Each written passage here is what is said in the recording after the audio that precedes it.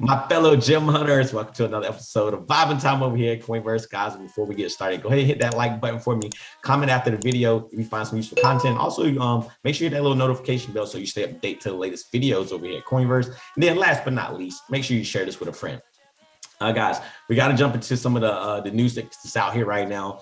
We know it's a holiday weekend in the US. It's a long weekend, and I just didn't feel like they were going to let us go into the weekend without any news, right? So I got to go ahead and share my screen here. It's some more unfortunate news. I think some of us seen this coming. We talked about it a little bit last week, so hopefully if you're watching videos, you were able to stay clear of this. So we're going to go right over to Stephen Elrich's page. Voyagers, today we made a difficult decision to temporarily suspend trading, deposits, withdrawal, and loyalty rewards. So this is really big. We do know that a part of Voyager is FDIC insured, but that is only if you have your money on USD or your assets in USD on their exchange. So without it being able to trade right now, I don't think you'll be able to do that if you currently haven't. It was some people who I know, in the last video reached out to me and was like, I made a withdrawal that day, and today some of them said they have gone through, and some of them said they haven't. I think if you did make a withdrawal previous to this, I think what they would do is essentially, take care of those customers who had already had the withdrawals in, and then, look on from there. Now, what's the bright side of this? We do know that FTX was talking about stepping in with Almeida to purchase Voyager or give them a credit line of 250 million, 2 times to 500 million. But again, right now, it's kind of skeptical why they went ahead and halted everything. But I think, it had a lot to do with the market conditions. Maybe they know something we don't know. But everywhere we look today, man, it's just a lot of news regarding this, and it's a lot to do with their loans to 3AC as well. So we know that we talked about 3AC's not being able to repay this, and we heard some things come out today that Zoo was trying to sell some of his properties to try to pay some of this money back. I don't know how far that will or will not go. But I did want to just look at a couple of things here. What we talked about the other day, the 15,250 Bitcoin was lent.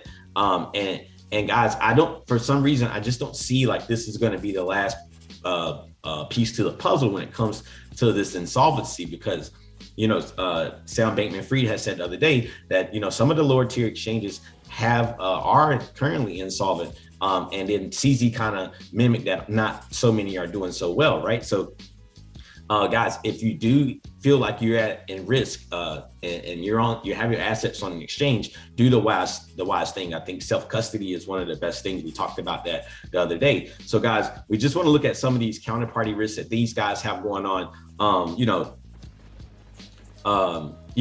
Just right here, the announcement this afternoon was followed by the company disclosing just how bad the balance sheet is. Presently, the company has 1.1 billion in crypto assets loaned out and 0.7 billion in deposit, with the outstanding loans, including 3AC collateral held. Meanwhile, totals just 169 million, while cash held from customers is 356 million. Guys, this balance sheet is completely upside down. And if I didn't even look at the comments, I'll go ahead. We can look at these comments together, but I'm pretty sure some things in here people are saying.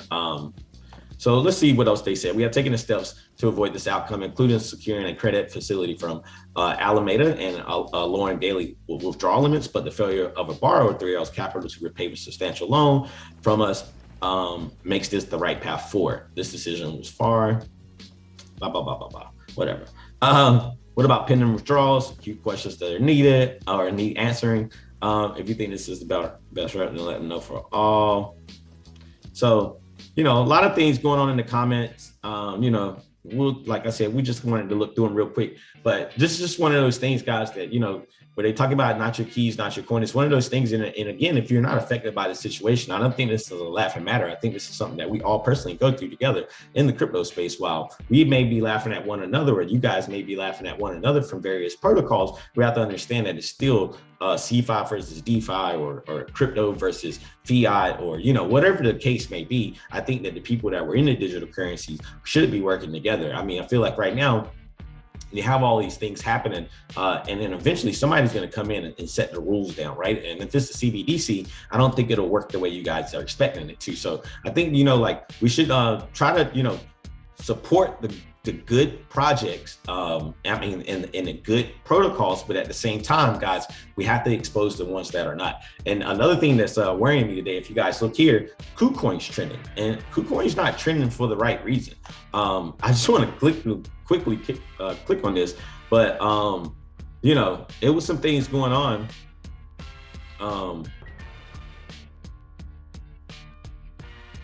It's some people thinking, KuCoin could start halting some withdrawals because of so much exposure on Luna. So not only do you have things coming to light for the people who are exposed to 3AC, we're starting to see things come to light for the people that are exposed to Luna. Guys, this is why we tell you guys to stay up to date with the Coinverse channel. We keep you guys up to date as possible with all the latest information.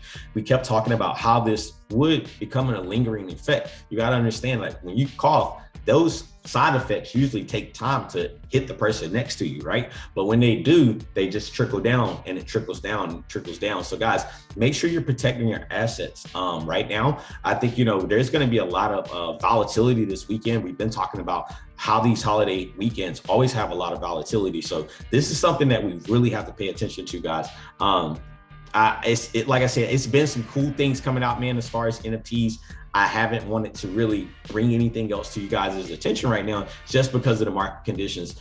Even like I heard something today about 6,000 Bored Apes being delisted from OpenSea, and it was supposedly a bug or error. But until all this stuff gets cleared up, guys, make sure you're protecting your assets. I hope you guys have a wonderful weekend. We appreciate you tuning in over here at Coinverse. And until next time, guys, vibing out. Oh yeah, and don't forget to comment down below. Peace out, guys.